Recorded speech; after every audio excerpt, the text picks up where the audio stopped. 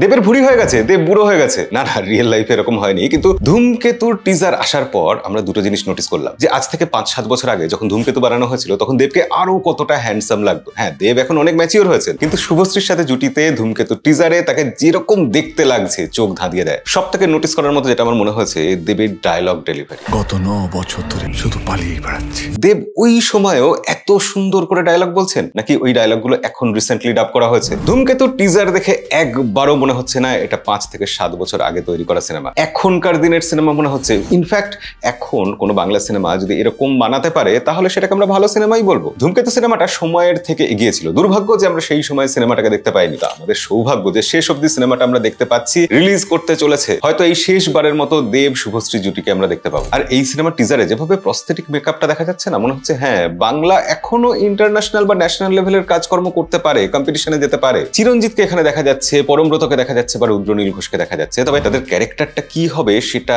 এখনো বোঝা যাচ্ছে না। রুদ্রনীল ঘোষকে অনেক ইয়াং দেখাচ্ছে, তিনি একজন বলিষ্ঠ অভিনেতা, তাকে ইন্ডাস্ট্রি এতদিন মিস করছিল, এবার তাকে এই সিনেমায় আমরা দেখতে পাবো। সিনেমার লোকেশন খুব সুন্দর, কিন্তু টিজারে যে লেখাগুলো ফুটে উঠছে সেই লেখাটা যেন ওই সিনেমার সাথে মানাচ্ছে না। যেভাবে লেখাগুলো ফুটে উঠছে, লেখার ফন্ট যেরকম, 7 বছর আগে লেখা বললেও এটাকে চালানো যায় না। মনে হচ্ছে কোনো 90-এর দশকের সিনেমার টিজারে এইরকম লেখা দেখলে সেটা মানানসই হতো। এত ঝকঝকে এত সুন্দর একটা টিজারে এইরকম লেখা ভীষণই বেমানান। টিজারের অনেকটাই মজা নষ্ট করে দিয়েছে। আর হ্যাঁ, কিছু কিছু সিনে দেবের পারফরমেন্স, যেখানে আয়নার সামনে দাঁড়িয়ে চিৎকার করে উঠছেন তিনি।